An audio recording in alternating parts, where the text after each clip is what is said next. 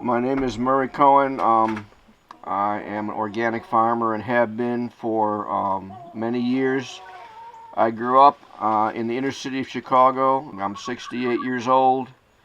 I became interested in agriculture in the 60s because I got interested in organic gardening and farming. I lived in Southern Illinois and I went to school at Southern Illinois University and got my bachelor's degree in agriculture. I was a back to the land hippie in the 60s, and I was one of these people that left the city to live out in the good old country where there was a lot less hassles and a lot more freedom. That's his belly button. So you come home in your yard and neighbors' dogs are eating your chickens. You want to do something about it. You just want to let it. You can't let it pass.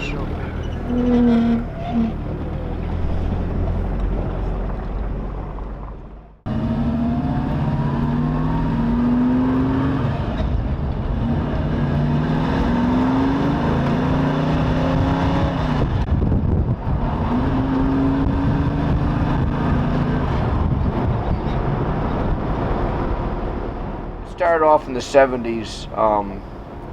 People thought I was crazy being an organic farmer. Organic? What did we're supposed to get the rocks out of the dang field, not put them back in. So, and you ain't never gonna grow a damn thing without using chemicals.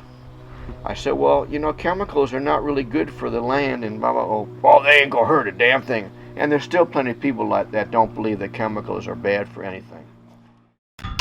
Hey, Gail.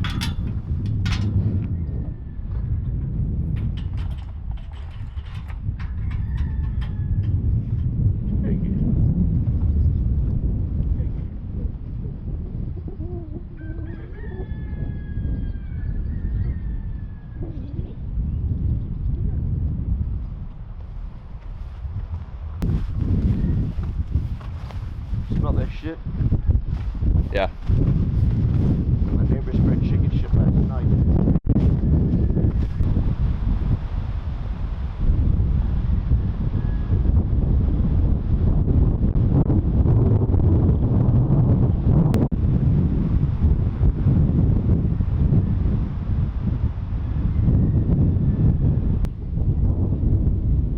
She's very protective of her. And look, another cow, a calf comes over. She said, "Don't come near me. I'm not your mama."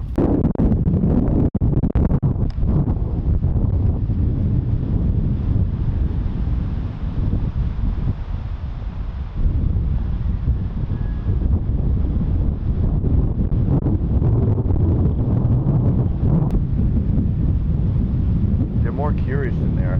See, I raised all these from baby. They were born here, raised here, and I don't abuse the animals, and the animals are used to people. I'm always around them.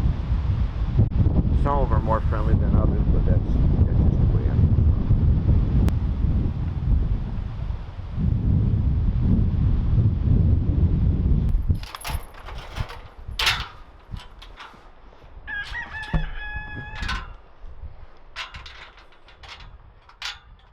Much more comfortable with the farm now, with the way it is. I mean, sure, I'd like to still have I'd like to have really good ground, and I'm still able to learn a lot by my mistakes and listening and reading. That's important. I was pretty headstrong and pretty much of an idealist when I first came here. And if knowing what I knew now, I would have done things a little bit differently. I wouldn't have tried to get everything organic, try to do everything clean. I might have gone ahead and bought some uh, fertilizer and put on the field so I could have grass for my animals because I didn't know which direction to go to. You could do all the reading you can do and all the studying you can do, but if you have no practical knowledge or experience, you're sort of lost. I came here when I was 24, just going to be 24 years old or 25, and I had a 100-acre farm. Didn't have a tractor, didn't have no much, but I knew I wanted to be a farmer, and I was ready to work. I was lucky to get acquainted with a family called it was the Irvin Lindley and Garvin Lindley family, and the son was Billy, who was 2 years older than I was, and Uncle Irvin was about 30 years older, and they raised tobacco, and they raised hogs. They raised their own grain. They used a lot of the old ways about putting clovers and legumes into their small grain crop when they in the fall of the year, and they thought that it was important to build the land up. They believed in rotations. That was an invaluable experience, having them as role models and as really good friends. And when my dad and my mom were dying here, they came to visit, and Billy came. He sat with my dad and just sat with him, and we sat with my mom. And he was just a kind human being. His passing was real hard. He was my best friend. It was real hard for me. He pretty much told me that don't throw away the old ways. There's a lot of stuff that the old people knew how to build up the land and take care of the land that you don't read in, you can't find in a book. He treated everybody very well. I mean, he had some issues about racial things, but that's because he grew up here. But besides being a good human being and trying to be honest with people, he was very good that way. He was truly North Carolinian all the way, man. I sure miss him. He was a good brother.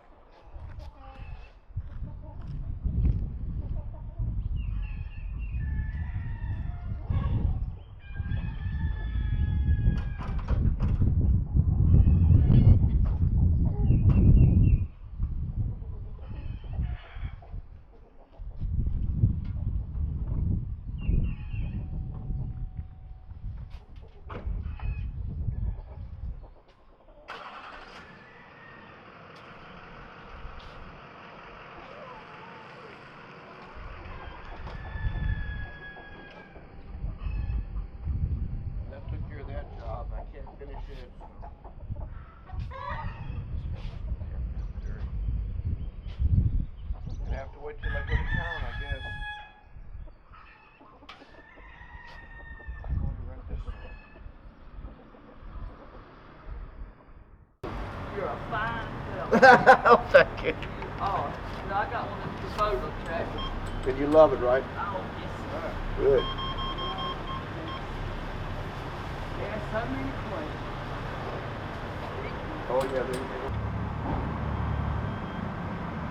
How long have you had your Kubota? I've been this about 5 years already. Any problems? No, sir. Not any. No, not a bit.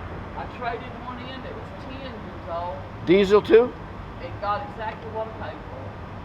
No kidding. They like the older ones better for some reason. Wow. Yeah. I love it. Well, that's good to hear. Yeah.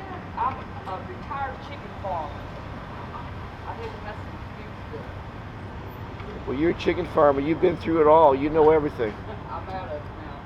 Aren't you glad? I am. I really am. I didn't know I would be so happy. Were yours computerized? Yeah, more or less. Sure were. But you're not some of the 60s generation farmers then. No, honey. No.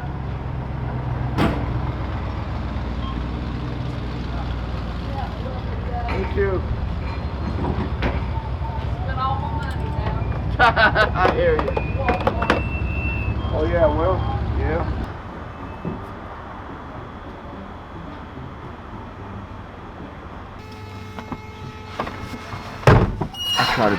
I try to be friendly to everybody. I had never been on a tractor when I got here, and that's a big deal. I was a city boy, but I wanted to be a farmer because I thought it would be a good lifestyle to have to raise a family, and it was. It is. And you have to have a lot of faith in what you do. I mean, you didn't say anything about people, you just said people, but I really have a strong faith in God, and I really feel very thankful to be here all these years, because to me this place is paradise. I know there's a lot of work to be done here, but in the evenings I sit right where we're sitting right now, and I look out, see this tree here I've watched grow to a big tree, and stuff like that. Little small stuff's important to me, and when the fields are all green in the spring of the year, it just feels good. It feels good to me. I feel happy, content.